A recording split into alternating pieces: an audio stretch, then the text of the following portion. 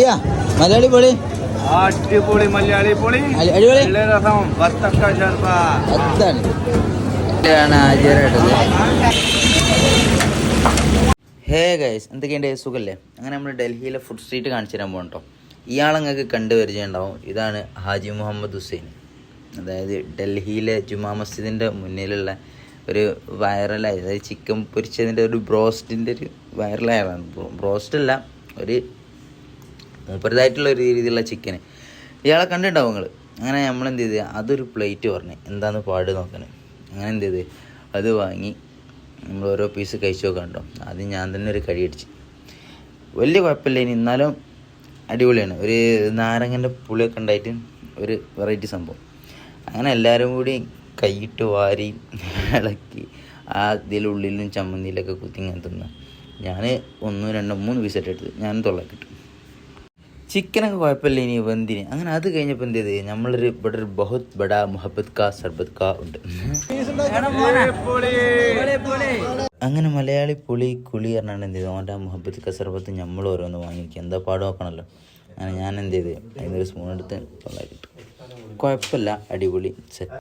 അങ്ങനെ എൻ്റെ ക്ലാസ് കഴിഞ്ഞപ്പോൾ എന്ത് ചെയ്ത് ഞാൻ ഓരോ ക്ലാസ്സിക്ക് എൻ്റെ സ്പൂൺ ഇട്ടാണ്ട് ഞാൻ അങ്ങനെയും കഴിച്ചു. നല്ല രസമുണ്ട്. ഇനി അങ്ങനെ എൻ്റെ സൗദിയുള്ള കെഫീലായിട്ടും സെറ്റപ്പിലായിട്ട് ഓനൊക്കെ നിൽക്കണേ. അങ്ങനെ അത് കഴിഞ്ഞ് നമ്മൾ എന്ത് വേറെ സാധനം ട്രൈ ചെയ്ത്. ഈ സാധനത്തിൻ്റെ പേരാണ് അഫ്ഗാനി സമൂസ.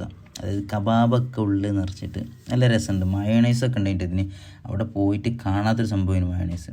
അതും കഴിച്ചത് രസമുണ്ട്. അതും പോരാഞ്ഞിട്ട് എന്ത് ചെയ്ത് നമ്മൾ വേറെ സ്ഥലത്ത് പോയി.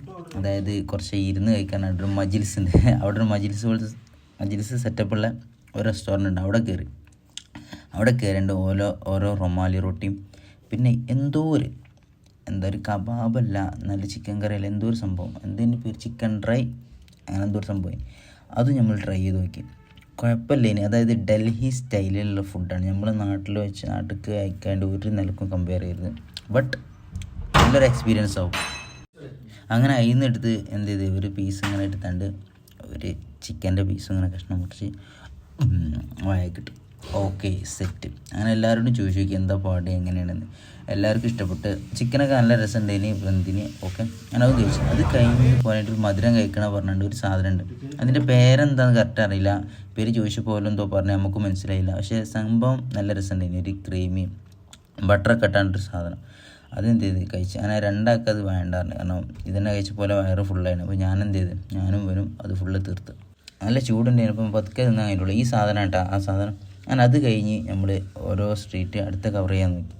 അപ്പോഴാണ് ബിരിയാണി തിന്നാൻ പോയി. അവിടെ ഒരു സ്പെഷ്യൽ ബിരിയാണി ഉണ്ട് പറഞ്ഞു. അതായത് ഡൽഹിയിലെ അധികം ആൾക്കാരും കഴിക്കണ ബിരിയാണി അവിടെ കിലോ റേറ്റിലാണ് കൊടുക്കുക. അങ്ങനെ നമ്മൾ 1 കിലോയാണ് ഈ പ്ലേറ്റിലേക്ക് കാണുന്നത്. അങ്ങനെ എല്ലാവരും എന്ത് ചെയ്ത് 4-5 സ്പൂൺ ഇട്ടാണ് കൈയും കുത്തി തിന്നത്. കാരണം നമ്മൾ അതിന് മുന്നൊക്കെ ഫുഡ് കഴിച്ചുകൊണ്ട് ഒരു പ്ലേറ്റ് മതി. പക്ഷെ നമ്മൾ അത് കഴിഞ്ഞിട്ട് ഒരു പ്ലേറ്റും കൂടി പറഞ്ഞു കേട്ടോ. അതിക്ക് ആകണ്ട ഒരു തൈര് പോലത്തെ ഒരു വെള്ളമുണ്ടോ അതും അതൊരു പ്രത്യേക ഒരു മസാലയാണ്. നമ്മളത് കഴിക്കുമ്പോൾ ഒരു കുത്തണ ഫീൽ കിട്ടും. അങ്ങനെ അതും കഴിച്ച്. അതിൽ നിന്നൊരു ചിക്കൻ എടുത്ത് എന്ത് ചെയ്ത് ട്രൈ ചെയ്ത് നോക്കി. അതായത് സ്പൂണിട്ട് ഇങ്ങനെ കുത്തിയിട്ട് ചിക്കൻ കിട്ടണമല്ലോ. അപ്പോൾ ഞാൻ എന്ത് ചെയ്ത് സ്പൂൺ അവിടെ ഇട്ടാണ്ട് കൈ കൊണ്ട് തിന്നു. ഞാൻ ചിക്കൻ തിന്ന് നോക്കിയപ്പോൾ ചിക്കൻ ഓക്കെ സെറ്റ്. അങ്ങനെ അതൊക്കെ കഴിഞ്ഞ് നമ്മൾ റൂമിലെത്തി. ഇനി നാളെയാണ് ബാക്കി വീഡിയോ. നാളെ ഡൽഹീൻ്റെ വിശേഷങ്ങളായിട്ട് വരും. അപ്പോൾ എൻ്റെ ചാനൽ എന്ത് ചെയ്യാം, സബ്സ്ക്രൈബ് ചെയ്ത് സപ്പോർട്ട് ചെയ്യുക. സബ്സ്ക്രൈബ് ചെയ്യാതെ പോകരുത്. അതന്നെ. ഓക്കെ ശരി എന്നാൽ ഓക്കെ.